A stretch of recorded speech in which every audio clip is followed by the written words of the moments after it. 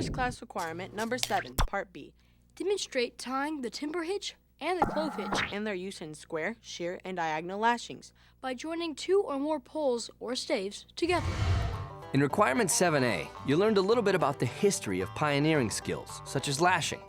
You saw how these skills can be used to build something as simple as a tripod for a washpan, or as complex as a bridge to span a river. But even the most complicated structure is made with a basic set of knots and lashing methods. As a tenderfoot, you learned that a hitch is a knot that ties or hitches a rope to some object. One of the most basic knots used in lashing is called the timber hitch, because it was used for dragging logs across the ground. To tie a timber hitch, you pass the end of the rope around the log. Then loop the end around the standing part of the rope. Next, wrap the end around itself 3 or more times and tighten the hitch against the log. Let's watch the timber hitch again from start to finish. Another basic lashing knot is the clove hitch. That name comes from the word to cleave or split because the knot is split into 2 parts. To tie a clove hitch, form a half hitch by looping the rope around the pole and across itself. Then form a second half hitch by taking a second loop back around the pole. And then tuck the end of the rope under the rope between the 2 loops. When you pull it tight, the clove hitch should form an X. Now, let's watch the clove hitch again from start to finish. You can also tie a clove hitch by making the 2 loops and slipping them over the end of a pole or the neck of a bear bag. Now, let's see how these knots are used in the lashing process.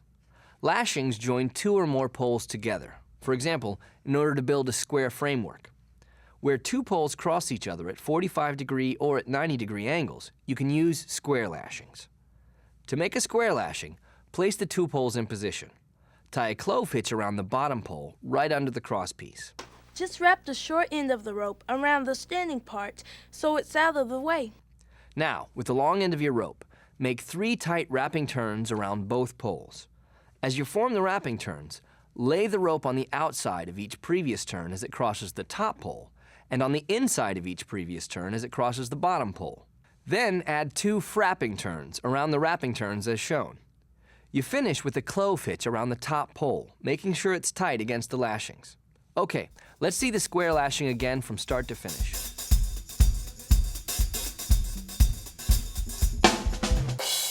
Another lashing technique that's used to bind 2 poles together is the shear lashing.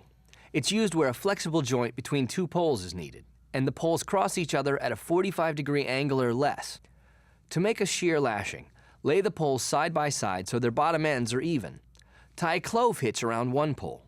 Add 5 or 6 snug wrapping turns by weaving the rope back and forth around the poles. Then, make 2 frapping turns between the 2 poles, pulling each frap tight. Finish with a clove hitch worked tight against the lashing on the second pole. Then, you can spread the poles to form the angle you need. Now, let's watch the shear lashing again from start to finish.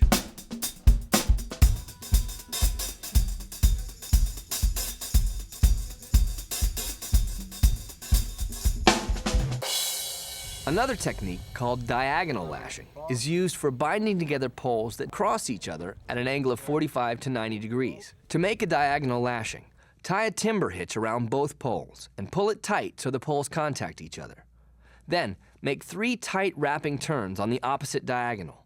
Be sure to make the wrapping turns side by side with each other. Next, make 3 wrapping turns on the same diagonal as the timber hitch you started with.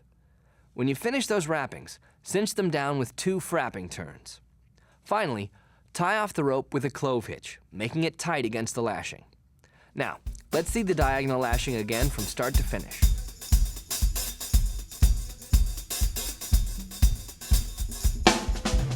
Believe it or not, by mastering these and a few other basic lashing skills, your ability to build useful camp tools and structures is limited only by your imagination. Hello. That's first class requirement 7B. The timber hitch and clove hitch. And their use in square, shear, and diagonal lashings.